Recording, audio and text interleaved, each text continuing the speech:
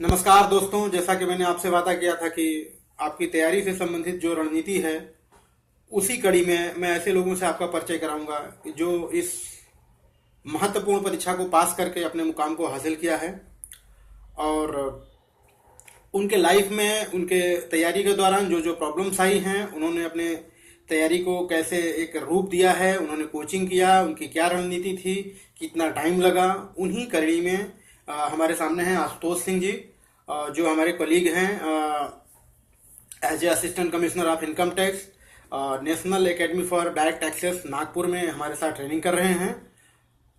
उन्हीं से मैं आपका रूबरू कराना चाहूँगा और आशा करता हूँ कि हमारे वार्तालाप का आपको कुछ फ़ायदा पहुँचेगा। तो सबसे पहली बात तो मैं इस महत्वपूर्ण सफलता के लिए आशुतोष जी आपको बधाई देना चाहता हूँ। Thank you. आशुतोष जी, आप ये बताएंगे आप कहाँ से हैं और आपने कितना मेहनत किया और कैसे आपको वो सफलता प्राप्त करने में लगा? मैं पहली बात तो मैं सतना मध्य प्रदेश से हूँ जी। और मैंने अपना कॉलेज 2014 में पास आउट किया था। ओके। फिर उसके बाद मैंने अपने कॉलेज से नौकरी ना लेते हुए, प्लेसमेंट ना लेते हुए सीधे मैं दिल्ली आ गया था। कोचिंग की मैंने 1 साल जीएस की कोचिंग की, 3-4 महीने मैंने अपने ऑप्शनल कोचिंग की। फिर मेरी कोचिंग नवंबर में कंप्लीट हुई और मैंने दिसंबर में मेंस की परीक्षा दी और मेरा फिर 2015 बैच में 2015 में परीक्षा दी और 2016 में मेरा फाइनल सिलेक्शन हो मतलब आपका ये पहला अटेम्प्ट था? गया। जी। तो बहुत सारे मैंने देखा है कि बहुत सारे लोग मुझसे पूछते रहते हैं कि क्या मेरा पहला अटेम्प्ट में हो पाएगा। तो मैंने उनको बोला कि अगर रणनीति अच्छी हो तो आपका पहला अटेम्प्ट में हो पाएगा और आपने अच्छी रणनीति के तहत पहले अटेम्प्ट में आईआरएस इनकम टैक्स को प्राप्त किया और इसके लिए फिर से आपको बधाई देता हूं कि आपने पहले अटेम्प्ट में इसको निकाला। और मैं मुझसे अक्सर जो तैयारी करने वाले एस्पिरेंट हैं वो पूछते हैं कि जीएस पढ़ने में क्या क्या सावधानियां बरतनी चाहिए, किन किन किताबों को प्रेफरेंस देना चाहिए। आपने क्या क्या रणनीति अपनाई जीएस को पढ़ने के संदर्भ में? जीएस में मैं अपनी पहले गलतियां बता दूं जो मैं करता था। मैं जो बुक्स को पढ़ता था लेकिन डेप्थ रीडिंग में नहीं करता था। ओके। तो फिर बाद में मैंने ये रियलाइज किया कि किसी भी सब्जेक्ट को हमें लर्न करने के लिए उसकी डेप्थ इन डेप्थ में जाना बहुत ज़रूरी है और इसके लिए हमें बेसिक्स जानने बहुत ज़रूरी है किसी भी चीज़ की। तो बेसिक्स के लिए मैं सबसे पहले यही कहूँगा कि जीएस को अगर आपको अच्छे से पढ़ना है तो आप सारी जीएस के जितने पेपर्स हैं उनसे रिलेटेड एनसीईआरटीज कंप्लीट करें। बेसिकली हिस्ट्री की पुरानी एनसीईआरटी 1990s के टाइम की जो है वो कंप्लीट करें। बाकी आप नई एनसीईआरटी ले सकते हैं और जब आपकी एनसीईआरटी अच्छे से प्रिपेयर हो जाए और आपने उनमें शॉर्ट नोट्स प्रिपेयर कर लिए हैं और उनको रिवाइज कर लिए हैं, फिर आप एडवांस बुक्स की तरफ जा सकते हैं।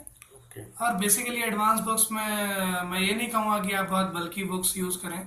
मैं ये सजेस्ट करूँगा कि जो हमारे एग्जाम पॉइंट ऑफ व्यू से बहुत ज़रूरी हैं, जैसे कि हिस्ट्री में मॉडर्न इंडिया में बिपिन चंद्रा हो गई हमारी, और फिर उसके बाद हम ज्योग्राफी में जो घोची लियोंग पढ़ते हैं, ये दो इंग्लिश के लिए फर्स्ट पेपर्स के लिए बहुत इंपॉर्टेंट बुक्स हैं और फंडामेंटल्स हैं इनमें, तो ये पढ़ना बहुत ज़रूरी है। दूसरे पेपर में फिर एम लक्ष्मीकांत जो कि हमारी बाइबल है वो पॉलिटी पढ़ना। के लिए। जी जी। और फिर इंटरनेशनल रिलेशंस के बेसिक्स समझने के लिए हम कोई भी बुक पढ़ सकते हैं, जैसे कि 3-4 बुक्स मार्केट में आती हैं।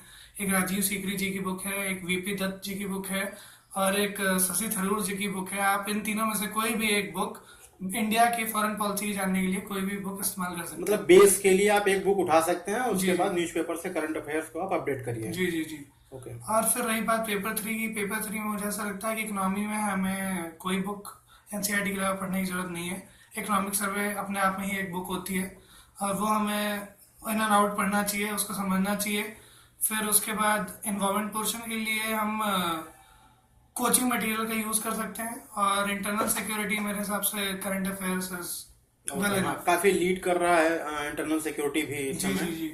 अच्छा, आपका कहने का मतलब है कि आप बल्कि बुक, मोटी बुक ना पढ़ के बल्कि बेसिक पढ़िए जो आपके फंडा क्लियर करे। अगर आपका कॉन्सेप्चुअल क्लियरिटी रहेगा तो उस बेस पे जो सारे क्वेश्चन आएंगे तो कम से कम हम उसको टैकल कर पाएंगे। अच्छा, एक अभी 4-5 साल से जुड़ा हुआ है, एक बहुत बड़ा परेशान करने वाला पेपर है इथिक्स। जी और अक्सर मेरे पास क्वेरीज आती हैं फेसबुक पे, मैसेंजर पे और व्हाट्सएप पे कि एथिक्स के लिए क्या पढ़ें। और क्योंकि मार्केट में बहुत सारे कोचिंग हैं और इतना मिस गाइडेंस है कि एक पर्टिकुलर कोई आप ये नहीं बता सकते इसको पढ़ लीजिए तो आपका एथिक्स का प्रोसेस सॉल्व हो जाएगा। और हर बार इतना डायनेमिक्स होता रहता है एथिक्स का पेपर, तो लोगों एस्पिरेंट में ये कन्फ्यूजन रहता है कि वो अभी क्या पढ़ें जो 2 साल के बाद भी काम दे। तो एक बेसिक अंडरस्टैंडिंग के लिए क्या रणनीति होनी चाहिए एथिक्स के पेपर में? मुझे ऐसा लगता है कि एथिक्स का पेपर का जो सिलेबस है वो अभी प्रॉपरली वेल डिफाइंड और वेल नरेटेड नहीं है। ओके। जैसे इस बार के पेपर में गांधी जी की फिलोसफी के बारे में, 7 डेडली सिंस के बारे में पूछा गया, जॉन रॉल्स की थ्योरी पूछी गई, जो कि हम नॉर्मली एथिक्स के पेपर के लिए नहीं पढ़ते हैं। बट अगर हम एथिक्स के पेपर के सभी क्वेश्चनों को अच्छे से टैकल करने की बात करें तो मुझे ऐसा लगता है कि एआरसी की 4th रिपोर्ट जो है एथिक्स एंड गवर्नेंस, वो बहुत फंडामेंटल है, वो हमें थॉरो होनी चाहिए। और फिर हम उसके अलावा जो एथिक्स का स्टार्टिंग का पोर्शन है जिसमें डेफिनेशंस वगैरह हैं, उसके लिए हम कोई भी बुक ले सकते हैं। जैसे कि मार्केट में लेक्सिकन बाय क्रॉनिकल एक बुक आती है, ओके। जिसमें डेफिनेशंस एंड ऑल थोड़े छोटे मोटे कॉन्सेप्ट्स अच्छे से दिए हुए हैं। या फिर अरहन पब्लिकेशन की बुक ले सकते हैं, जो कि वो भी एक अच्छी बुक है, बेस का काम जी करेगा। जी जी। ओके। अब बाकी फिर मुझे ऐसा लगता है कि एथिक्स के पेपर में ज्यादा प्रैक्टिस की जरूरत है, थ्योरी की जरूरत कम है। तो जितना भी आप प्रैक्टिस करेंगे केस स्टडी में ही और या फिर थ्योरेटिकल पोर्शन में भी, उतना ही आपको फायदा मिलेगा एथिक्स के पेपर ओके। में। एक पेपर जो आपके रैंक डिसाइड करता है वो है निबंध। जी पहले एक निबंध पूछता था 200 नंबर का, अब 250 नंबर का 2 निबंध पूछता है 125-25 वर्ड का। और बहुत सारे ट्रिकी आता है, कभी फिलोसफिकल आ जाता है, सोशियोलॉजिकल आ जाता है, सीधे नहीं आता है। और उसके बारे में आपने कैसे इस प्रॉब्लम को सॉल्व किया और एथिक्स में आप निबंध में आपने अच्छा नंबर प्राप्त किया? निबंध के लिए मैंने बेसिक स्ट्रेटजी मेरी यही थी कि जब से मैं प्रिपरेशन करने आया था, मैंने अपना ये ठान लिया था कि मैं 1-2 हफ्ते में एक ऐसे जरूर लिखूंगा। और मैंने अपने 2 साल के प्रिपरेशन के दौरान ये जरूर महसूस किया कि स्टार्टिंग से लेकर मेरा सिलेक्शन तक मेरे निबंध राइटिंग में बहुत ज़्यादा फर्क पड़ा है, जो कि सिर्फ और सिर्फ राइटिंग प्रैक्टिस के कारण। तो मुझे ऐसा लगता है निबंध की कोई एक डायरेक्ट स्ट्रेटजी नहीं होती है, उसके लिए हमें practice and practice and practice की ज़रूरत है।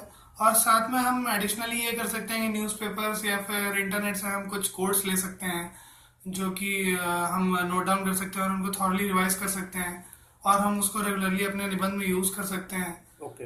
और फिर मुझे ऐसा लगता है कि जब हम न्यूज़पेपर पढ़ते हैं तो न्यूज़पेपर पढ़ते दौरान हमें वोकैब को भी ध्यान देना चाहिए। अच्छे वर्ड्स हमेशा अच्छे मार्क्स फेच करते हैं। तो वोकैब भी अगर अच्छी हो जाती है, प्रैक्टिस बढ़िया हो जाती है, थोड़ा कोर्स वगैरह यूज हम कर लेते हैं, तो मुझे ऐसा लगता है कि निबंध में हम अच्छे नंबर ला सकते हैं। ओके। अच्छा, अभी चाहे वो जीएस का पहला पेपर हो, दूसरा, तीसरा, चौथा, इवन की इथिक्स में भी प्रश्न जो पूछे जा रहे हैं उसको करंट अफेयर से कहीं न कहीं जोड़ करके पूछा जा रहा है। तो ओवरऑल यूपीएससी की तैयारी में करंट अफेयर्स का क्या महत्व है और आपने इसको कैसे तैयार किया? मुझे ऐसा लगता है कि पिछले 2 सालों में करंट अफेयर्स का महत्व बहुत ज़्यादा बढ़ चुका है और हमारा पूरा सिलेबस लगभग लगभग करंट अफेयर्स ओरिएंटेड हो चुका है। तो मुझे ऐसा लगता है कि एनसीईआरटी बुक्स पढ़ने के बाद, बेसिक्स जानने के बाद, हमें न्यूज़पेपर पढ़ना day in and out compulsory हो गया है। हमें किसी भी दिन का न्यूज़पेपर मिस नहीं करना चाहिए और हो सके तो द हिंदू न्यूज़पेपर अच्छा है और अल्टरनेटिवली इंडियन एक्सप्रेस भी अच्छा है।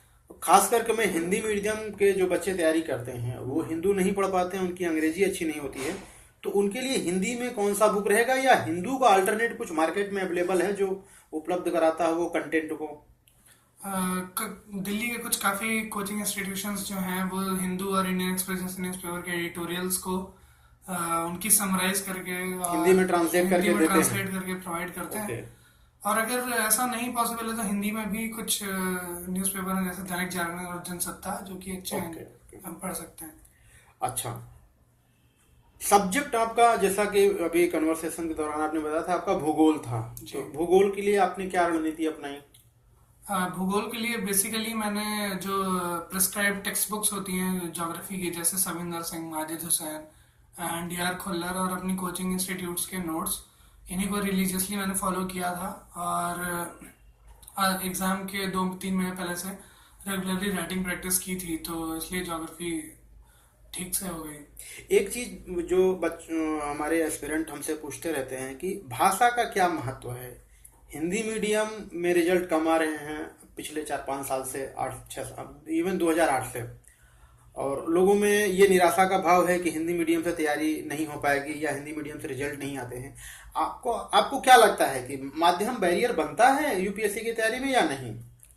हाँ, मुझे ऐसा लगता है कि कुछ हद तक थोड़ा माध्यम बैरियर है, क्योंकि सी साइड अभी तक कंपलसरी था, तो वो थोड़ा सा इशू होता था उसमें। और अब आजकल मार्केट में ज़्यादातर मटेरियल इंग्लिश में आने लग गया है, पर ओवरऑल मुझे ऐसा लगता है कि एक साइकोलॉजिकल बैरियर है रदर इंटेलेक्चुअल और फिजिकल बैरियर। तो हमें साइकोलॉजिकल बैरियर से ऊपर आना चाहिए और जो मटेरियल उपलब्ध है मार्केट में, हमें उसको अच्छे से तैयार करके पूरी अपनी कोशिश करनी चाहिए। तो मुझे ऐसा नहीं लगता कि हमें सक्सेस नहीं मिलेगी, हमें जरूर सक्सेस मिलेगी। एक एक नोट्स, अपना नोट्स बनाना ज़्यादा बेटर होता है या कोचिंग जो आपको नोट्स प्रोवाइड कराते हैं वो ज़्यादा बेटर होता है, उसमें आप क्या कहेंगे? मुझे ऐसा लगता है कि जो हमारे खुद के बनाए हुए नोट्स हैं वो रिवीजन के दौरान हमें ज़्यादा हेल्पफुल होते हैं, बिकॉज खुद के बनाए हुए नोट्स हमने ऑलरेडी उसको एक बार माइंड में कंसोलिडेट किया होता है और उसको फिर वापस से वर्किंग मेमोरी में लाना काफ़ी आसान होता है rather than कि कोचिंग के बनाए हुए कंसोलिडेटेड नोट्स को याद करने से। योजना कुरुक्षेत्र एक मैगजीन आती है जो भारत सरकार प्रकाशित करती है, तो वो उसकी जो टर्मिनोलॉजी है, क्या हम उसे मेंस के पेपर में, निबंध के पेपर में उसको एज इट इज यूज कर सकते हैं? मुझे ऐसा लगता है कि योजना के कुछ इश्यूज जो है बहुत इंपॉर्टेंट होते हैं, जैसे कि एनर्जी का इशू आता है, कभी टैक्सेशन आता है, कभी एडमिनिस्ट्रेशन आता है। उसको हम जरूर बहुत अच्छे से यूज कर